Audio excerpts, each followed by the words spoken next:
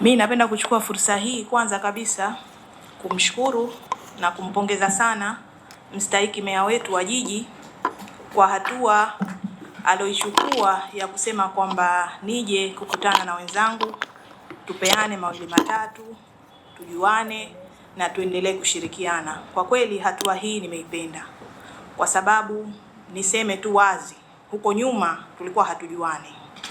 Mimi binafsi hata ofisi ya jiji nilikuwa sijui tangu nimekuja manispaa.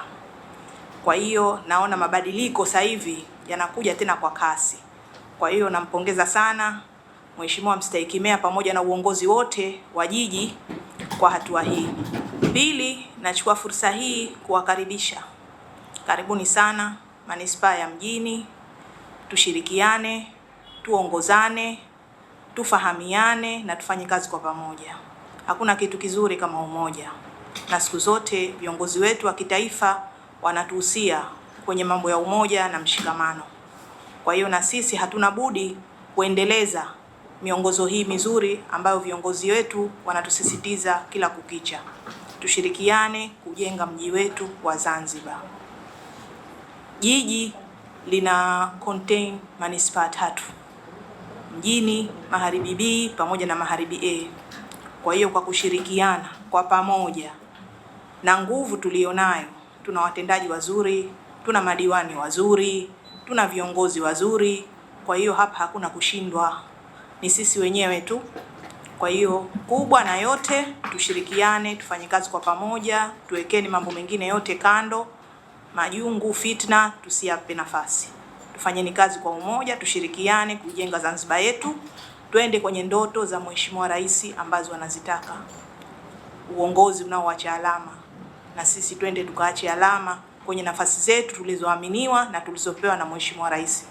Ninachokisihi na ninachokiomba kwenu, umoja, ushirikiano na upendo. Yaani vyote hivi leo kuja hapa, basi tunatafuta umoja, ushirikiano na upendo. Nikupongeze sana kaka yangu Kamali kwa kuja kuleta ukaribu na ushirikiano baina ya jiji na mji, na haya ndo mambo yanayotakiwa pamoja na kumfurahisha Mheshimiwa Rais wa Zanzibar na mwenyekiti wa Baraza la Mapinduzi. Siku zote Mheshimiwa bosi wetu Rais wa Zanzibar anapenda umoja, hususan kwa watu wake alioweza kuwaamini.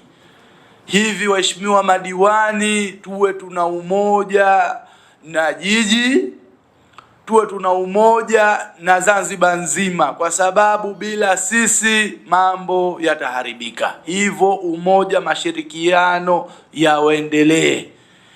Na ninachokiomba kwenu sana kwamba kitu ambacho tuseme mfano upande wa jiji, kitu ambacho mmekiona kipo ndani ya Mjini, basi pia msikinyamazie, mkiongelee, kwa sababu ni kazi yetu wote. Tukiwa katika ushindi, ni ushindi wetu wote. Tukiwa tunapigwa makwaju, tunapigwa wote. Kwa hiyo hili jambo ni jambo letu sote. Ikitokezea kelele ikiwa kubwa, inozungumzwa ni ndani ya Baraza la Manispaa Mjini, ndani ya jiji la Zanzibar. Maana yake ni kwamba ile idara si yetu sisi, lakini athari ya wananchi inawapata wananchi wa jiji la Zanzibar. Kwa hiyo ipo haja, na ndio maana nawapongeza walioona ipo haja ya kuwa na rai ya kuunganisha umoja na mshikamano.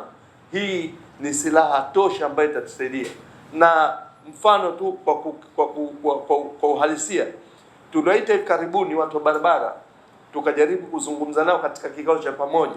Baada ya kuzungumza nao, tukaeleza yale, alhamdulillah, hapo nafikiria hapo karibu na bandarini pakakatwa, pale palipokuwa panajaa maji, pale katikati hapo maeneo ya Vikokotoni pametengenezwa. Kwa hiyo all in all, ipo haja mimi nafikiri sasa ipo haja tufikirie siku ya pamoja, jukwaa la pamoja, twende tuyazungumze mambo ya jiji letu, Magharibi A, Magharibi B na Mjini.